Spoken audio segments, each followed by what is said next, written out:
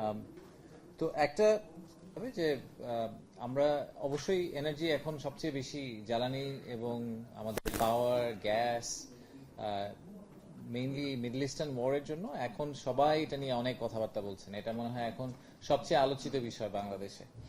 তো এবং এটা সত্যি কথা বলতে সবচেয়ে ক্রিটিক্যাল আইটেম আমাদের ইকোনমিক ডেভেলপমেন্টের জন্য। আমি এটা কিছুদিন আগেও একটা জায়গায় বলেছি যে আমাদের ইকোনমিক ডেভেলপমেন্টের জন্য এবং সেটা আপনি বিনিয়োগ ক্ষেত্রেই বলেন, ট্রেডের ক্ষেত্রে বলেন, দেশি বিনিয়োগ বলেন, বিদেশি বিনিয়োগ বলেন, যে ক্ষেত্রেই বলুন, ইকোনমিক ডেভেলপমেন্টের জন্য আসলে আমাদের এই জ্বালানি সমস্যাটা যদি আমরা সমাধান করতে না পারি তাহলে আমাদের economic development will be very very challenging. এটা আসলে আমরা কোনোভাবেই আর যে কোনো খাতেই আমরা ওয়ান স্টপ সার্ভিস প্রোভাইড করি বা আমরা অন্যান্য বিভিন্ন সুযোগ সুবিধা আমরা করে একটা ব্রেক দিলাম, 10 বছর ট্যাক্স দেওয়া লাগবে না, এটা করা লাগবে না, ওটা করা লাগবে না, যাই আমরা করার চেষ্টা করি। বাংলাদেশ যেহেতু একটা ম্যানুফ্যাকচারিং বেসড ইকোনমি, যেখানে আমাদের সবসময় বিজনেস কেসটা ছিল যে আমাদের দেশে লো কস্ট অফ প্রোডাকশন এবং একটা এফিশিয়েন্ট ট্রেনেবল ওয়ার্কফোর্স আছে।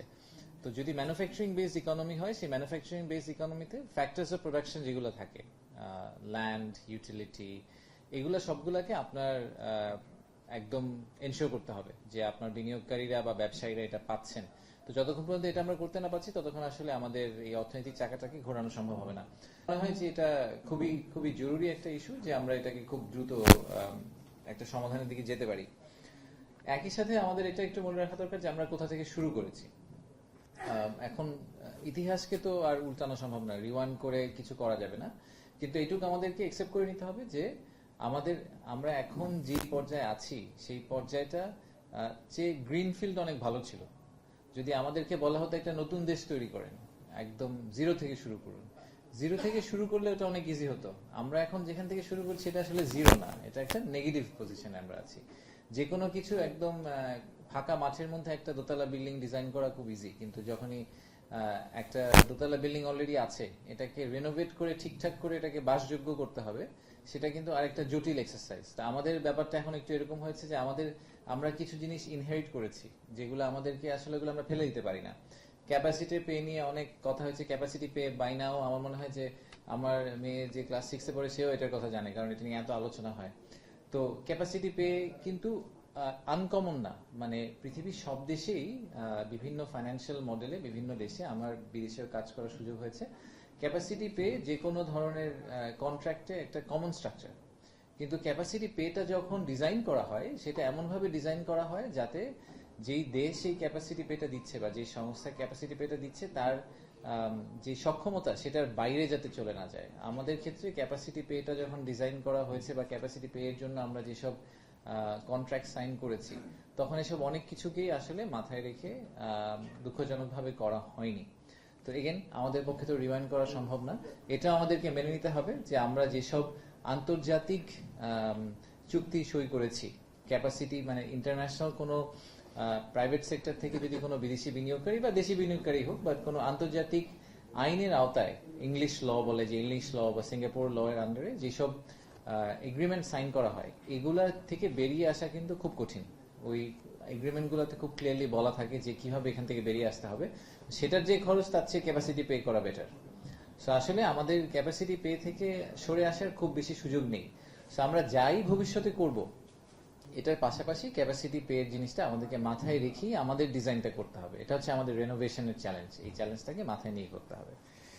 তো আজকে যেই কথাটা উঠে আসলো এটা আমার মনে হয় সরকারের পক্ষ থেকে এখন খুব পরিষ্কার একটা কনসেনসাস আছে, সহমত আছে যে সোলার এনার্জি হচ্ছে বাংলাদেশের জন্য প্রাথমিকভাবে সোলার, এবং হয়তো নিউক্লিয়ারেরও আরো কিছু সলিউশন নিয়ে আমরা কাজ করতে পারি, বাট প্রাথমিকভাবে সোলার এনার্জি আমাদের জন্য সবচেয়ে বড় সেভিয়ার হতে পারে, আমাদের এই সমস্যার সমাধানের জন্য সবচেয়ে বড় একটা হাতিয়ার হতে পারে।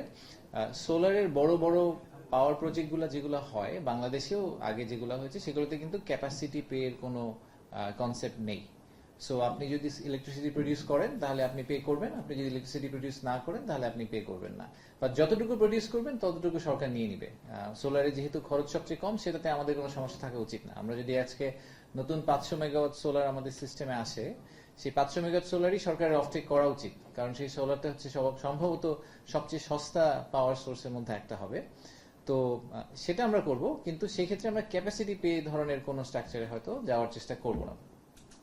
তো সোলার কিভাবে হতে পারে, আমাদের প্রেজেন্টার যেটা বললেন, দুটা প্রাইমারি টপিক নিয়ে সবসময় আলাপ হয়। একটা হচ্ছে রুফটপ সোলার, আর আরেকটা হচ্ছে আমাদের ইন্ডাস্ট্রিয়াল স্কেলের যে সোলার।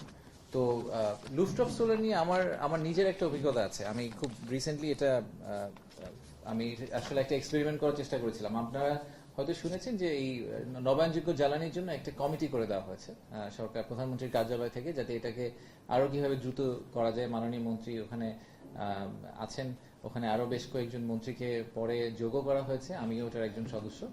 তো সেখানে নেট মিটারিং, রুফটপ সোলার এগুলো নিয়ে বিভিন্ন আলোচনা হলো। রুফটপ সোলার একটা পলিসি হয়েছে বেশ কিছুদিন আগে, এটা নিয়ে আলোচনা হলো। তো আমি আসলে আমার নিজের বাসায় ফেরত গিয়ে প্রথমে আমার বাবাকে জিজ্ঞেস করলাম যে আপনি আমাদের বাসায় রুফটপের কি অবস্থা, রুফটপ সোলারের কি অবস্থা। তো উনি বললেন যে আমরা যখন বিল্ডিংটা প্রথমে করেছিলাম তখন কিছু প্যানেল বসানো হয়েছে, সেই প্যানেলগুলো এখন আর ভালো কাজ টাজ করে না, সোলার টোলার পাওয়া যায় না। ব্যাটারিও তখন কিছু নেওয়া হয়েছিল, ওগুলো ঠিকঠাক ভাবে কাজ করে না, এখন মনে হয় আর সোলার পাওয়া টাওয়া যায় না। আমার ধারণা যে আপনাদের এখানে যারা আছেন তাদের ম্যাক্সিমাম বাসার ছাদে হয়তো সোলার প্যানেল আছে, কিন্তু সেই সোলার প্যানেলটা ঠিকভাবে ম্যাক্সিমাম কেসে কাজ করে না। তো তখন আমি জিজ্ঞেস করলাম যে তাহলে আমরা প্যানেলটা বদলাচ্ছি না কেন? বলে এত ঝামেলা, এটা কিভাবে করব, কি করব না করব। আচ্ছা, ভালো কথা। তো আমি চিন্তা করলাম যে নেট মিটারিং নিয়ে যেহেতু এত কথাবার্তা হচ্ছে, আমি নিজে একটু ওয়েবসাইটে যাই যে নেট মিটারিং ক্যালকুলেটরটা কিভাবে কাজ করে। তো নেট মিটারিং ক্যালকুলেট করার একটা, যে আপনি সোলার প্যানেল বসালে কত টাকা সেভ হবে, এটা ক্যালকুলেট করার পিডিবি ওয়েবসাইটে কিন্তু একটা জায়গা আছে। কিন্তু আমি আপনাদের ডেফিনেটলি আপনাদের চেয়ে লিটারেসিতে অনেক নিচের দিকে, যেহেতু আমি ইঞ্জিনিয়ার না। বাট আমি ওই ওয়েবসাইটে গিয়ে এটা থেকে বের করতে আমারই খুবই একটা গলদঘর্ম হতে হয়েছে, যে এই ভেরি কমপ্লেক্স ফর্ম, একটা ফর্ম ফিল আপ করতে হয়। ফর্মটা ফিল আপ করলে শেষে আপনাকে ক্যালকুলেট করে বলবে যে কত টাকা আপনার সেভ হতে পারে যদি আপনি সোলার প্যানেল বসান। তো এই কমপ্লেক্স স্ট্রাকচার, তারপরে নেট মিটারের দাম, যে মিটার সেটার দাম বেশি। আমি একজন ভদ্রলোককে চিনি, উনি গত 1.5 বছর ধরে নেট মিটার বসানোর চেষ্টা করছেন, সোলার প্যানেল বসিয়েছেন কিন্তু নেট মিটারিং আর চালু করতে পারছেন না, 1.5 বছর ধরে চেষ্টা করছেন বিভিন্ন জটিলতার কারণে। তো তার মানে হচ্ছে যে আমরা একটা কনসেপ্ট দাঁড় করিয়েছি, কিন্তু কনসেপ্টের এক্সিকিউটেবল কোনো প্রসেস আমরা দাঁড় করাইনি। তা কি হওয়া উচিত ছিল? হওয়া উচিত ছিল এরকম, এখন তো সবকিছু আমরা মনে করি যে কনজিউমার ফোকাস হওয়ার কথা, তাই না? যে আজকে যদি আমার একটা হটলাইন নাম্বার থাকতো, যে আমি একটা নাম্বারে ফোন করে বলতাম আমি ঢাকা শহরে থাকি, আমার বাসার ঠিকানা এটা, আমার বাসার ছাদে রুফটপ সোলার বসিয়ে দিয়ে যান, ফুল স্টপ, শেষ। এটার পরে আর কোনো কথাবার্তা আমি জানতে চাই না। কিভাবে আপনি সোলার রুফটপ উপরে কিভাবে বসাবেন, কতগুলা বসানো লাগবে, কি মাপ করা লাগবে, এই জিনিসগুলো আমরা প্রাইভেট সেক্টরকে কেন দিয়ে দিই না? যে আমরা যদি জোন ধরে ধরে প্রাইভেট সেক্টরকে বলি যে ঠিক আছে, ঢাকা 15 আরো বড় করি আমরা, যে এই 10 স্কোয়ার কিলোমিটারের মধ্যে যত রুফটপ, যদি হটলাইনে ফোন আসে, একটা private sector company across that area তারা ফুল রুফটপটা ম্যানেজ করবে। তাহলে সেই কোম্পানির জন্য একটা স্কেলেবিলিটি থাকে, একই সাথে আসলে এই সার্ভিস কোয়ালিটিটা সিগনিফিকেন্টলি ইমপ্রুভ করা সম্ভব।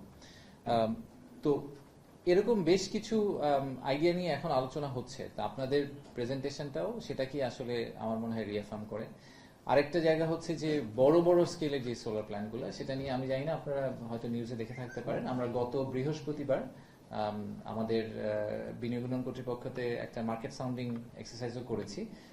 সরকারের অব্যবহৃত এবং নিষ্কণ্টক যে জমিগুলো আছে, যেগুলো অনেক বড় এবং সেগুলোতে আগামী 15 বছরে কোনো কিছু করার কোনো পরিকল্পনা নেই, সেই জমিগুলোকে আমরা পাবলিক প্রাইভেট পার্টনারশিপ মডেলে সোলার প্ল্যান্টের জন্য প্রাইভেট সেক্টরকে দিয়ে দেওয়ার কথা চিন্তা করছি। কারণ আমাদের প্রেসিডেন্ট যেটা বলেছেন যে জমির স্বল্পতা এবং জমির দাম, এই দুটাই আসলে আমাদের ইন্ডাস্ট্রিয়াল স্কেল সোলারের জন্য সবচেয়ে বড় চ্যালেঞ্জ। তো যদি আমি জমিটা আমার ইকুইটি হিসেবে, সরকারের ইকুইটি হিসেবে দিয়ে দিতে পারি একটা পার্টনারশিপ মডেলে, তাহলে আসলে জমির খরচটা ওখান থেকে উঠে যাচ্ছে। উঠে গেলে যেটা হবে যে আমাদের হয়তো পার কিলোওয়াটেও আসলে কস্টটা সিগনিফিকেন্টলি কমে আসবে।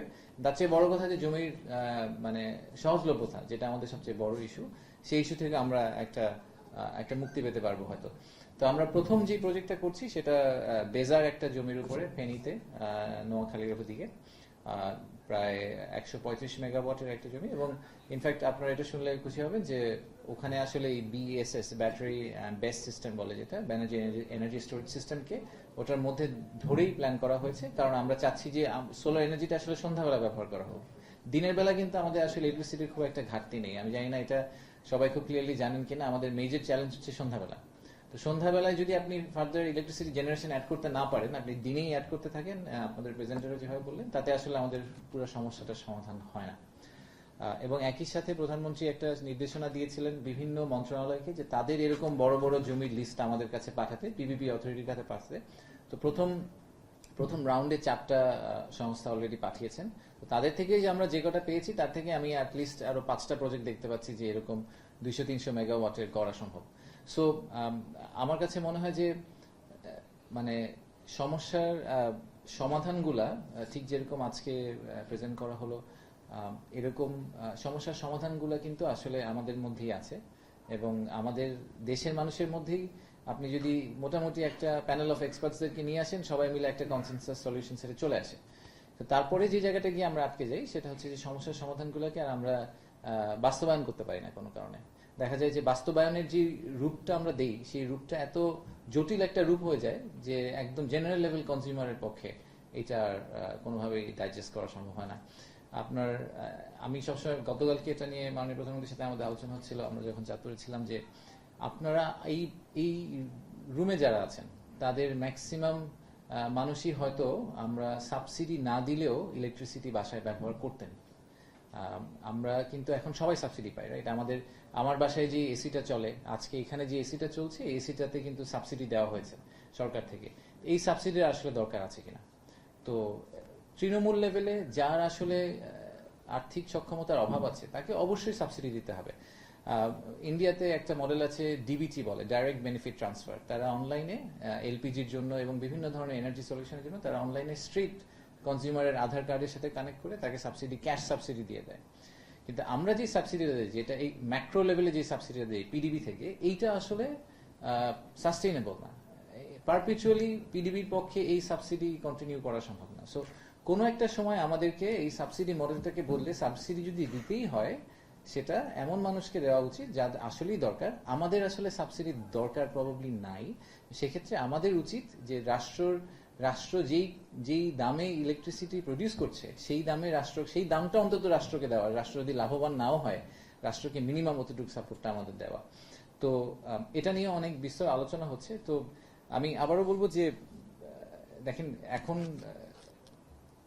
এইবার আমাদের এই যুদ্ধে আমাদের অনেক ক্ষতি হয়েছে। যুদ্ধের কারণে আমাদের অনেক একটা দুর্ভোগ পোহাতে হয়েছে।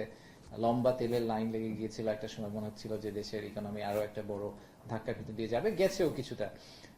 বাট এই যুদ্ধের একটা যদি বড় লাভ হয়ে থাকে, ঠিক যেরকম কোভিডের সময় ওয়ার্ক ফ্রম হোম এবং জুম মিটিং করা আমরা শিখে গিয়েছিলাম, তো আমার ধারণা যে এই যুদ্ধে একটা আমাদের বড় লাভ হয়েছে যে আমাদের এই উপলব্ধিটা আবারও বড় করে এসেছে যে আমাদেরকে এনার্জি ট্রানজিশনটা করতে হবে।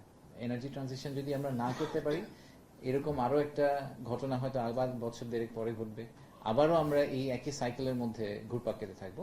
সো এখন সরকার থেকে খুব সিরিয়াস আমরা চেষ্টা করছি যে রিনিউয়েবল এনার্জি কমিটিটা, আমাদের কয়েকটা স্পেসিফিক আইডিয়া আছে, তার মধ্যে রুফটপে যে আমি যে কথাটা বললাম যে এটাকে আরো কিভাবে ইজি করা যায়, রুফটপকে ডেমোক্রেটাইজ কিভাবে করা যায় এবং কিভাবে জনবহুল করা যায়। আর দ্বিতীয় হচ্ছে যে ইন্ডাস্ট্রিয়াল স্কেলে আসলে সরকারি জমিগুলা দিয়ে কত বেশি সোলার প্রোডাকশন করা যায়, এগুলাতে আমরা ফোকাস করার চেষ্টা করছি। তো আপনাদের কথাগুলো শুনতে পারলে আরো ভালো লাগতো, কিন্তু আনফরচুনেটলি আমার আরেকটা মিটিং এ যেতে হবে, এই জন্য একটু ক্ষমা চেয়ে নিচ্ছি। বাট সবাইকে অনেক ধন্যবাদ আমাকে এখানে দাওয়াত দেওয়ার জন্য। Thank you. আসসালামু আলাইকুম।